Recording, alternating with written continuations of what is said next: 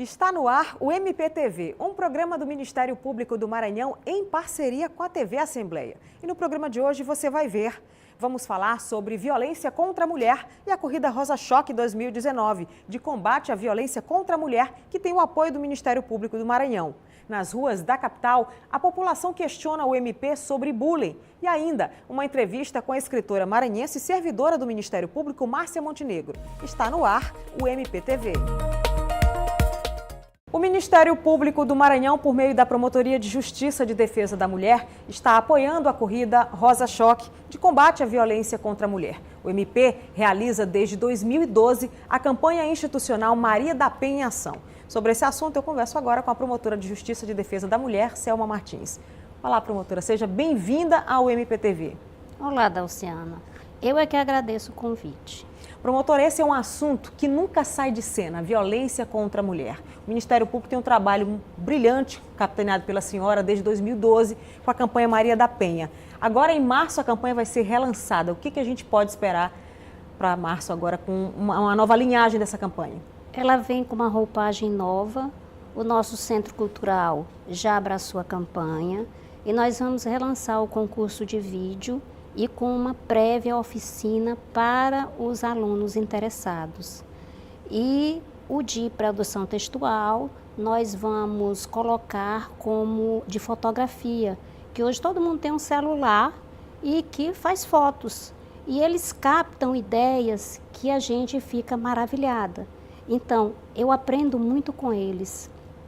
E é isso que o Ministério Público quer fazer com que esses alunos participem dessa realidade. Sejam os nossos multiplicadores por onde eles estão, em casa, na escola, na sociedade, e nos ajude a combater a violência doméstica. Ou seja, preparar essas meninas e meninos para o futuro, né? Aprendendo a respeitar as mulheres e afastar um pouco essa questão da violência, né? Exatamente. Eu acredito que a grande mudança é com a educação.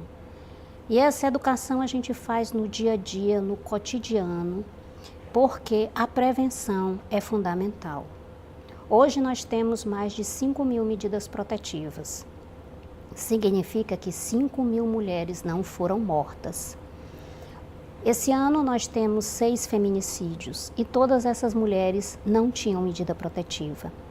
O que nos leva a crer que a medida protetiva salva vidas? Isso é fato, ninguém pode contestar. Então, a mulher que nos ouve, que ela procure o Ministério Público, que ela vai à Casa da Mulher Brasileira, que tem uma rede de atendimento para protegê-la. Agora nós estamos recebendo várias mulheres que vêm do interior e até de outros estados. Por quê? Porque o nosso serviço é de qualidade. Então, tem mulheres que, para fugir do agressor, elas dizem que vêm em São Luís para fazer uma consulta. E, na verdade, elas vêm para o Ministério Público para pedir a medida protetiva. E aí, não voltam mais para o interior, ficam na casa de um familiar, até elas se sentirem seguras. Relacionamentos de mais de 50 anos, senhoras, idosas, que até então elas, pela educação que nós tivemos, machista e preconceituosa, achava que ele vai mudar, ele vai melhorar, né? Que em briga de marido e mulher não se mete a colher, e hoje todos nós metemos. Esse é o objetivo do Ministério Público, chegar em cada lar, porque eu não sei o que se passa na casa da mulher. Eu preciso que essa mulher vá falar com o Ministério Público. Agora nós inovamos as medidas protetivas. Outro dia me liga a Silvia Leite, do Socorrão, que é a nossa grande parceira lá do SAEM. E aí ela disse: doutor, eu estou com uma moça aqui nessa situação. Ela não tem condições de ir aí. Eu disse: grava um vídeo e mande para mim. Com esse vídeo eu entrei em contato com ela, mandou os documentos pelo WhatsApp, que todo mundo tem o WhatsApp. Né? Certifiquei que tinha sido através do SAEM e entramos com a medida protetiva e foi deferida. Coronel Augusta da Patrulha Maria da Penha, do mesmo jeito. A mãe estava com o filho no Hospital de Belo fazendo a quimioterapia e ela não podia sair de lá. E eu disse: não precisa. A senhora me manda o relato, manda ela gravar um vídeo, me mande todos os documentos pelo WhatsApp e demos entrada. Porque agora a gente ouve a mulher e grava um vídeo. Porque assim, eu não consigo botar a emoção no papel, mas a mulher fala, a gente vê as lesões que elas estão. E agora nós inovamos mais ainda. Nos casos em que a mulher corre risco de vida, não precisa sequer que o agressor tenha sido citado, porque o que está em jogo é a segurança da mulher, a proteção à sua integridade física e corporal. Então foi uma moça que entrou com a medida protetiva e aí ele tinha conhecimento da medida protetiva, em que pese não ter sido citado ainda. Ele foi com uma panada de facão, deu no braço dela e disse, está aqui tua medida protetiva. Então, ele tinha conhecimento. Ali, ele se deu por citado e o Ministério Público notificado.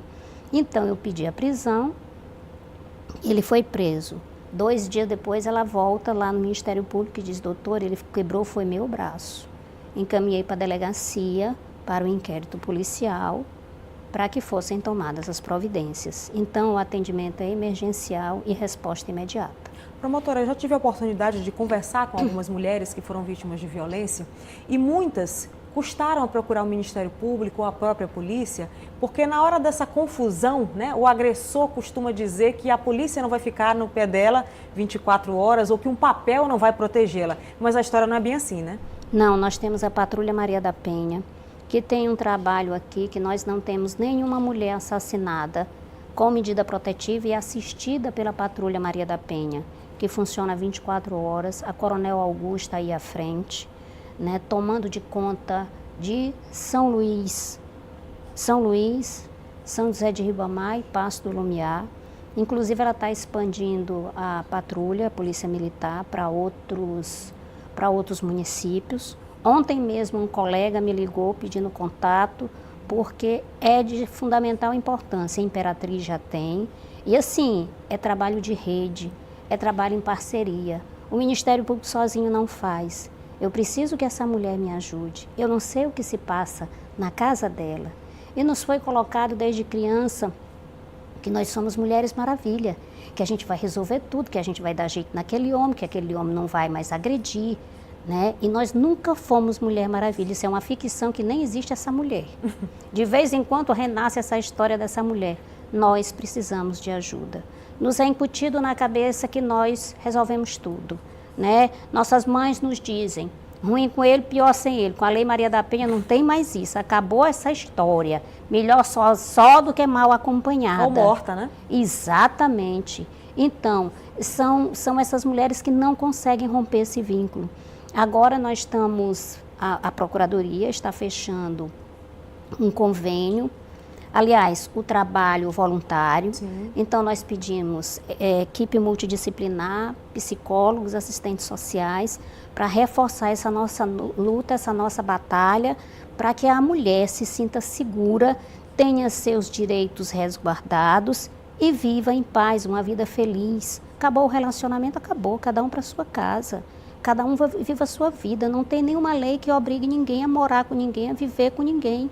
Acabou, quando o cidadão diz, se você não for minha, não vai ser de mais ninguém.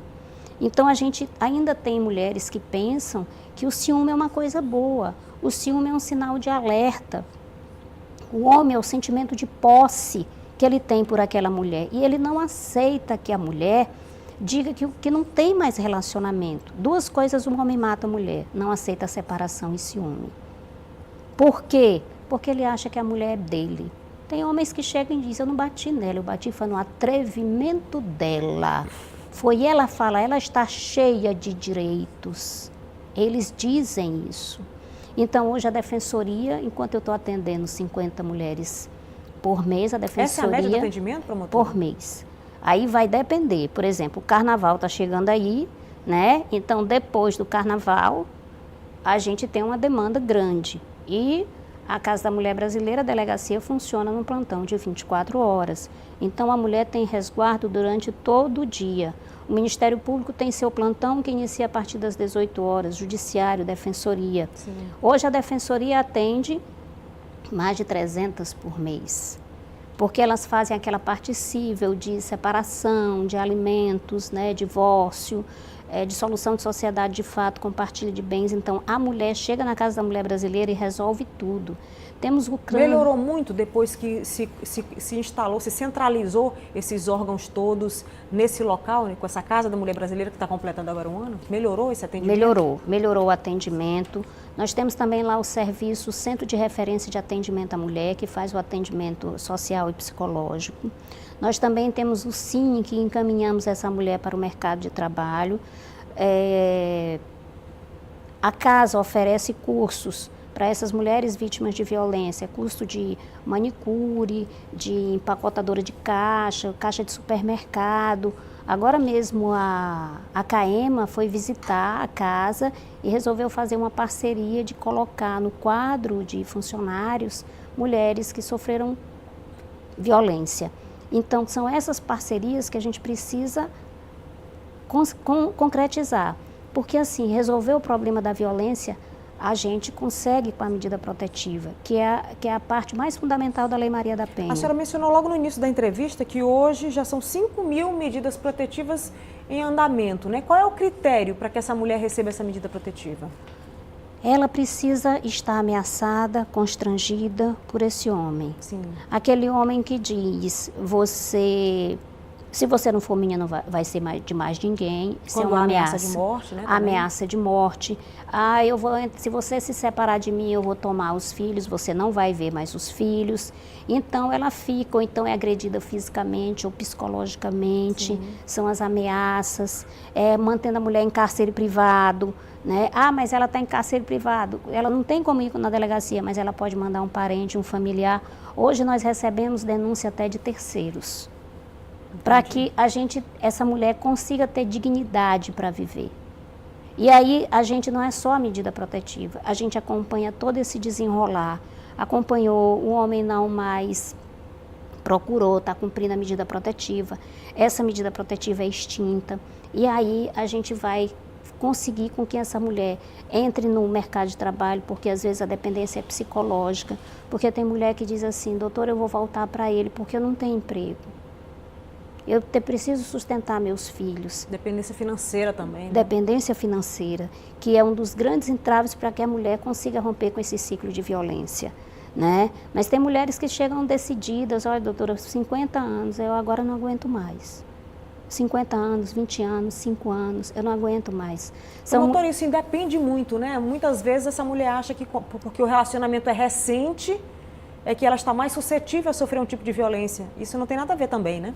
Não, a medida protetiva, a violência contra a mulher, ela acontece em qualquer classe social, se é no começo do relacionamento, se não é no começo do relacionamento, é durante o relacionamento, porque o cidadão perdeu o emprego, ele desconta na mulher, porque o time dele perdeu o jogo, aí ele desconta na mulher, tudo é na mulher, tudo é na mulher. Se o patrão brigou com ele vai descontar na mulher, se ele foi posto para a rua, ele vai brigar com a mulher, se ele não pagou a conta de luz, a responsável é a mulher, se o menino tirou nota baixa na escola, a responsável é a mulher. Então o ônus que pesa sobre os nossos ombros é muito grande, é muito grande.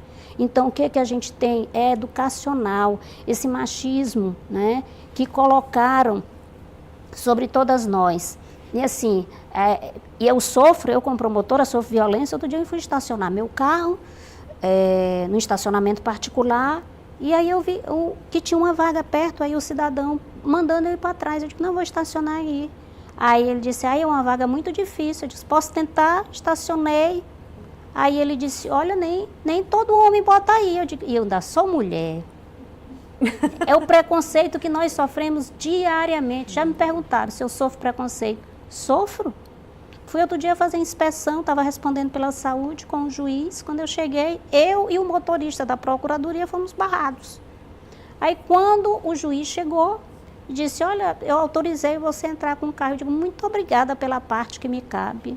Eu preciso que o juiz chegue para autorizar. Eu me identifiquei, né, como promotora, estava respondendo pela promotoria da saúde e eu queria colocar o carro. O juiz chegou, não deu nem uma buzinada, acho que estava esperando o juiz chegar e ele entrou com o carro. Promotor, e agora em março, dia 10, acontece a Corrida Rosa Choque, que faz parte também dessa campanha de combate à violência à mulher, né? Todo mundo está convidado para participar, né? Exatamente, fazer as inscrições pelo site do Eu Corro e parte da arrecadação desses valores vai ser distribuída ao SAEM, o Serviço do Socorrão 2, que atende as vítimas de violência doméstica, porque é um serviço, inclusive, que ele já tem repercussão nacional.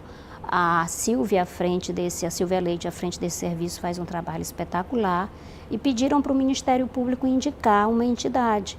E aí eu perguntei para a rede concordou. Sim. Então a Silvia vai receber essa ajuda, né, porque ela faz um trabalho maravilhoso no Socorrão.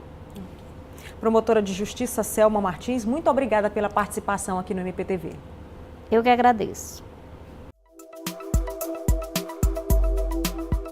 O que é bullying? Sob o ponto de vista da vítima, o bullying tem várias formas de manifestações, mas, por exemplo, dar empurrões, pontapés, insultar, criar boatos humilhantes. Inclusive, existe também o ciberbullying, que é isso tudo através da internet. Criar situações vexatórias, inventar apelidos, tudo isso é um conjunto de características que compõem o conceito que é dado de bullying, que tem essa perspectiva da intimidação sistemática da pessoa e torna a pessoa, inclusive, com traumas psicológicos em razão daquilo que vem sendo feito pelos seus colegas ou pelos seus coautores dessa situação. A Corrida Rosa Choque é realizada pela Eu Corro Eventos Esportivos em parceria com vários órgãos e com o apoio do Ministério Público do Maranhão. Para saber mais como participar e todos os detalhes da corrida, é que eu converso agora com a Alícia Medini, que é coordenadora da Eu Corro Esportivo. Olá, Alícia. Oi, Daciana. A corrida é hoje mais que uma corrida, já é praticamente uma campanha de combate à violência à mulher, né? Na verdade, ela é a campanha em forma de corrida, né? A ideia é conscientizar a sociedade de um modo geral, associando a prática esportiva, que isso vai beneficiar, no caso a prática esportiva, vai beneficiar a qualidade de vida das pessoas e a autoestima. E, com isso, fazer com que essas mulheres, com essa autoestima elevada, não fiquem caladas para essas violências que vêm acontecendo agora, nesse período a gente tem acompanhado bastante na TV, para fazer com que esses índices diminuam cada vez mais. Qualquer pessoa pode participar? Qualquer pessoa pode participar, desde que tenha um mínimo de condicionamento, né? Pessoas da sociedade de modo geral, já atletas, corredores que estão começando, iniciando a prática esportiva agora. Se quiser ir só para caminhar, também pode? Pode caminhar, vai se inscrever na prova de 5 quilômetros, não é obrigado correr o percurso inteiro, tá? Pode caminhar, cansou, caminha, corre um pouquinho, tem água no meio do percurso, não vai ter sempre o apoio de ambulância também, mas é o que a gente não quer, né? Mas qualquer pessoa pode participar, sim. E como fazer para participar da corrida? Como é o procedimento? Para o telespectador que está em casa nesse momento acompanhando essa entrevista. Eu quero participar. Como fazer? Beleza. É só acessar o site eucorromais.com.br e na página principal do site tem vários banners de todos os eventos que a gente tem com inscrições abertas. Identificou o banner da Corrida Rosa Choque, vai lá no botãozinho, clica para fazer a inscrição. Tá? É importante ressaltar que essa corrida, como a gente falou no início, ela é uma campanha, parte do arrecadado com as inscrições, nós vamos fazer doações para o SAEM do Socorrão 2, que é um serviço de apoio às mulheres vítimas de violência no estado todo e que tem referência já a nível nacional. Você mencionou agora há pouco que quem não tiver um condicionamento pode se inscrever na corrida de 5 quilômetros, né? É somente esse percurso, 5, ou está bem direcionado também para quem já é atleta profissional? Não, nós temos 2 percursos, os 5 quilômetros e a prova de 10 quilômetros, que é um percurso maior. Esse é aconselhável para as pessoas que já têm uma prática mais, que já praticam a corrida há mais tempo, já tem um condicionamento melhor, um acompanhamento de planilha, já com técnico e tudo. Tá? Tem direito a um kit? Tem direito a kit. Quando faz a inscrição, paga a inscrição, né? E aí, depois nós vamos divulgar os dia e horário para entrega desse kit, que é uma camisa do evento, um número com chip para colocar no tênis, que vai marcar o seu tempo, né, o tempo que você vai fazer durante a prova. E ao final, participou, foi lá no dia 10 de março, 6h30 da manhã, largada, terminou o seu percurso, você vai receber uma medalha de participação. Essa é a 8ª edição da corrida. Começou, né, com a corrida número 1, agora já chegando no 8º ano. Quer dizer, essa campanha, essa corrida, a ideia da Rosa Choque já avançou bastante, né? Graças a Deus, a gente tem o apoio do Ministério Público, de diversos órgãos que trabalham em conjunto no combate à violência contra a mulher, né? E cada vez mais a intenção da Eu Corro com essa Rosa Choque é fazer isso, é sensibilizar essas pessoas, as mulheres principalmente, mas também não deixando de lado os homens, que são os maiores causadores desse tipo de violência contra a mulher. Então fique à vontade para fazer um convite para a comunidade para participar desse evento. Ok. Pessoal, a Eu Corro está aqui para convidar todos vocês a se inscreverem na 8ª Corrida Rosa Choque, no combate à violência contra a mulher. A sua ajuda é fundamental. No dia 10 de março, a corrida vai acontecer, largada às 6h30 da manhã, lá no prédio das promotorias, no Jaracati. Lícia Medini, coordenadora da Eu Corro Eventos Esportivos, muito obrigada pela participação, pelos esclarecimentos aqui no MPTV. Dalciana, a Eu Corro agradece a oportunidade de estar colocando isso, vindo a público e pedindo a colaboração da sociedade, no modo geral, nessa campanha. Obrigada. Obrigada. No próximo bloco, uma entrevista com a escritora maranhense e servidora do MP, Márcia Montenegro. É um instante só.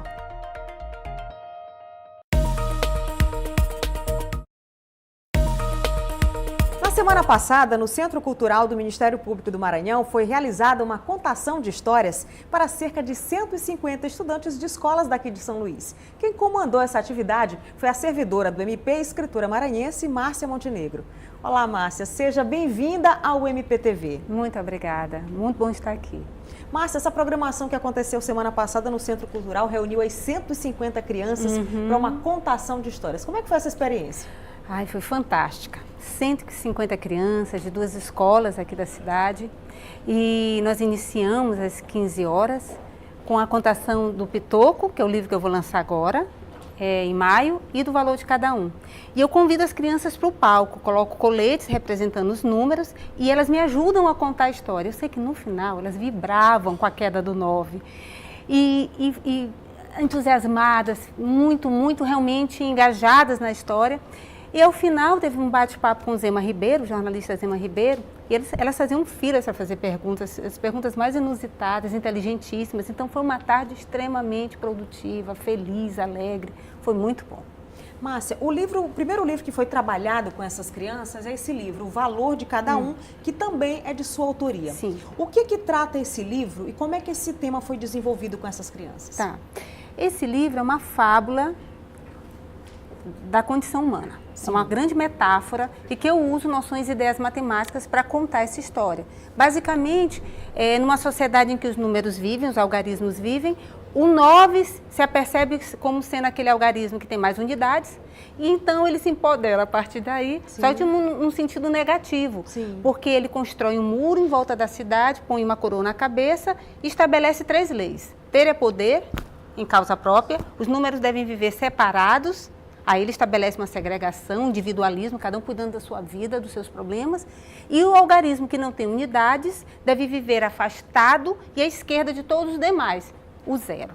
E aí ele é compelido, obrigado a viver com o símbolo de não pertence no peito. Aí eu faço referência à história, ao romance clássico A Lei de Escarlate, né, do Nathaniel Worth. E aí então ele passa a viver como um pária. Ninguém fala com ele, ninguém convida ele para lugar nenhum, até que o 1, que a representar a sabedoria, a unidade, é o único que burla essa regra, embora respeitoso, com a autoridade do 9, ele burla essa regra conversando com todos. E aí o 9 bate na porta da casa dele todo dia, isso é o início do livro, tá? Sim. Todo dia pergunta assim, você só tem uma unidade? Até o 2 tem mais unidades que você, incitando uma cobiça. Olha, eu te aconselho a acumular, acumula, multiplica, soma, não fica só com uma unidade. E o 1 responde utilizando a propriedade do elemento neutro da multiplicação. Todo número multiplicado por mim é igual ao próprio número. Antes de acumular, conhece a ti mesmo, e aí eu faço referência à máxima socrática. E esse é o início da história, que vai... cada número vai vivenciar um drama, alienação virtual, individualismo, materialismo, consumismo, ansiedade. Cada um vivencia um problema capitaneado pelo 9, né? Mas eles, sim, e aí eles o 9 os convence que eles são finitos e que eles devem viver cada um cuidando de si, porque ele teme a união dos números. E os números vivem uma espécie de cegueira branca, né? É uma espécie de ilusão, eles não sabem quem de fato são, e então eles acreditam que podem ser qualquer coisa. E aí eles perdem o sentido de identidade. Então, tudo isso é trabalhado, bullying é trabalhado, Sim, um tema que com também... as crianças, com a linguagem própria. Com a né? linguagem. E aí como é que eu insiro essa temática? Através de ideias como sistema decimal, sistema posicional, Sim. conjuntos dos números inteiros e naturais, sucessor e antecessor, as 4 operações... tudo isso é costurado. Então, a linguagem é toda matemática, Sim. mas a abordagem... apesar de ser matemática, mas o conteúdo é social, é de cunho social filosófico. Esse é o valor de cada um. E o segundo livro trabalhado foi o Pitoco. É um Sim. livro que ainda está, né? Vai ser lançado ainda esse ano. Está sendo ilustrado. Está sendo ilustrado ainda. Tá Me lindo. conta um pouquinho a respeito desse processo, de que trata esse livro. Pitoco. Pitoco, ele trata da ilusão da autossuficiência. Pitoco é um menino que tudo que ele sabe é que ele acha que sabe tudo. E aí ele parou de aprender, porque a xícara dele está cheia e já transbordou. Para que aprender mais? Eu já sei tudo. Então ele acha que a professora é demodê, fora de moda, que é uma coisa ultrapassado, porque ele tem a internet, ele dá Ctrl+C, Ctrl+V, e aí ele resolve os problemas da vida dele. Né? E ele vai nessa ilusão. Aí a professora pergunta assim: Pitoco, quem descobriu o Brasil? Ele, Napoleão Bonaparte. Cite um peixinho que nada no rio? Ele, a baleia jubarte. E o planeta aqui do Sol está por um fio? Essa é fácil, Marte. Então ele só dá a resposta errada, mas ele acredita que ele está certo. Eis que, lá pelas tantas, ele se perde numa floresta. Ele tem que atravessar a noite escura dele, o deserto dele. Só que ele não sabe nem os pontos cardeais, porque ele foge da aula de geografia. Então ele fica perdido, sem saber para onde ele vai. E as duas personagens que me ajudam a contar essa história, que é a formiga e a coruja, se apresentam. A formiga tenta avisá-lo, mas ele não dá atenção, porque como é que uma formiga vai ajudá-lo, né? É uma criatura tão modesta, segundo ele. E na hora que a coruja representar a sabedoria também alerta e diz, olha, eu que tenho 2 grandes olhos, no meio da escuridão tive que ser conduzido pela formiga, porque a formiga andarilha ele conhece todos os caminhos. E aí ele é auxiliado por essas 2 figuras, ele retorna, uma grande festa o espera, e aí ele está pronto para contar vantagem, porque ele saiu da floresta sozinho, só que ele não saiu sozinho. E aí ele lembra do frio, ele lembra do medo, ele lembra da solidão que ele sentiu e experimenta 2 sentimentos novos para ele, gratidão e ternura. E aí ele se modifica, a partir daí ele começa a abrir. Ele abre a mente, a partir dessa abertura de mente, ele abre livros e abre coração. E ele então entende que perguntar não é vergonhoso, que o caminho do conhecimento é prazeroso, enfim. E aí ele entende que atrás de todo problema se esconde uma oportunidade. E ele deixa de ser pitoco petulante e passa a ser pitoco curioso. Tudo isso é contado através de rimas. Não é um texto em prosa, Sim. São rimas, versos, o tempo todo, com rimas que dá aquela cadência melódica para a leitura da criança. E essa é a história de Pitoco, que, se assim Deus permitir, eu publico agora em maio.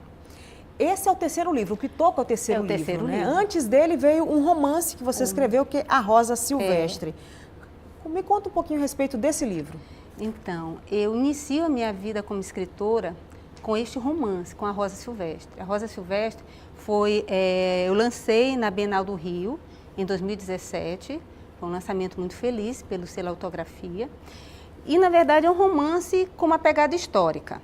Ele se passa em 1324, um pouquinho antes da Guerra dos 100 Anos, entre a França e a Inglaterra. Vai contar uma história de amor, vai contar um encontro das personagens principais do livro. Só que o que eu faço? Eu costuro nesse enredo, eu alinhavo personagens fictícios, né, inventados, com reais, com personalidades do período em que Eduardo III reinou, da dinastia Plantageneta. E aí, qual é o ambiente que essas personagens circulam? A peste negra, as revoltas campesinas, e para falar o quê? Uma coisa muito simples, que não há força maior que o amor, e o amor vence o tempo, é a única força capaz de vencer as barreiras do tempo. A Rosa Silvestre já vai para a 3ª edição, agora em abril, a editora já lança a 3ª edição, porque as anteriores praticamente, a segunda praticamente já esgotou, e foi assim, o livro que se escreveu através das minhas mãos e me fez reconhecer como uma escritora. Então eu tenho um carinho muito grande pela Rosa Silvestre, é a irmã mais velha. Márcia, você é servidora do Ministério Público, sou. A sua área de formação é no direito. Como foi que você descobriu assim a arte? Porque você também faz parte do coral do Ministério Público. Como é que você descobriu essa questão desse talento para a escrita, para o coral também? Eu acredito que todos nós nascemos com dons, com talentos, né? O nosso Deus, ele é generoso com todos nós. A gente precisa ter olhos para despertar ou então ter estímulo e alguém nos auxiliar a ver. Existem muitas histórias para isso. Aos 9 anos, eu me lembro na última entrevista nossa, que eu te disse isso, aos 9 anos eu tive a primeira ideia deste livro aqui e ficou guardado em algum baú da minha memória. E agora o livro vem à tona. Então, a arte sempre esteve muito presente na minha vida, porque eu considero a arte curativa e terapêutica. Então, de uma maneira ou de outra, ela permeava o meu cotidiano, né? Mas com o Ministério Público, que tem muitas ações nesse sentido, né? De valorização dos seus servidores, está aí o Centro Cultural, está aí o projeto do coral, eu sou coralista, né? Vozes do MP, regência do nosso querido maestro Ronaldo. E acaba que as oportunidades se apresentam, nós temos que estar atentos a essas oportunidades. Não que a oportunidade do coral se apresentou, eu disse, eu vou. E hoje eu sou soprano lá, né? Então, e acaba que uma coisa puxa a outra, você vai se permitindo caminhar no sentido de eu vou cantar, eu vou escrever. E quando você se permite, as coisas acontecem. Mas a inclinação sempre esteve comigo. Hoje eu consigo perceber isso. Sim. Na minha maturidade talvez eu não conseguisse, mas hoje eu consigo. Márcia, sobre a participação dos escritores maranhenses, né, nessa área, você acha que tem crescido bastante nos últimos anos? Muito, graças a várias iniciativas como a MEI, né, que acolhe vários livros de escritores maranhenses, e o projeto Lei Conhecer, que eu faço parte, que aproxima os escritores da terra a alunos e crianças. E isso é muito importante para que as crianças consigam ter um parâmetro, um exemplo, né? Olha, aquele escritor, esse livro que a minha escola adotou é um livro excelente, olha que o escritor veio conversar comigo. Amanhã posso ser eu a estar numa tarde de autógrafos. Então é importante que a criança, quando eu era meus idos de escola, os livros que as minhas escolas adotavam eram, em regra, de escritores do Sudeste, do eixo Sul-Sudeste. Sim. Então, eles não vinham até a minha escola e eu achava, ficava aquela ideia de que o que é bom vem de fora. Não é verdade. Nós temos excelentes escritores maranhenses, principalmente da literatura infanto-juvenil. Eu não vou citar nomes para não fazer injustiça, mas é só você ir, por exemplo, na MEI ou na Tempo de Ler, em várias livrarias da cidade, você perguntar pela literatura infanto-juvenil maranhense, você vai encontrar vários títulos mais variados para todos os gostos e um material de qualidade. Então, há um revivo, um avivamento, vamos assim dizer, um avivamento da literatura infanto-juvenil no nosso estado. E isso é extremamente positivo. Márcia Montenegro, escritora maranhense, servidora do Ministério Público. Muito obrigada pela participação, por contar um pouquinho dessa história para a gente aqui no MPTV. Eu que agradeço. As cotas são obrigatórias em concurso público? Nós temos hoje leis federais, leis estaduais que estabelecem a obrigatoriedade das cotas. A cota para afrodescendentes e as cotas do chamado PCD, das pessoas com deficiência. Essas cotas são obrigatórias em concursos públicos. O próprio edital já deve trazer toda a regulamentação com relação às vagas que devem ser reservadas para pessoas que preenchem essas características. Obviamente que a pessoa tem que também fazer a comprovação né, desse seu perfil cotista, junto à comissão organizadora do concurso. Mas pelo menos essas duas que eu citei, nós já temos leis federais e estaduais que as tornam obrigatórias aqui no âmbito do estado do Maranhão e, obviamente, no Brasil. Você assistiu ao MPTV e pode ficar à vontade para participar do nosso programa com críticas e sugestões. O nosso WhatsApp é o 991 14 6529. Fique ligado, todas as segundas-feiras, às 7h30 da noite, com reapresentação aos domingos, 1h da tarde. Até o próximo programa.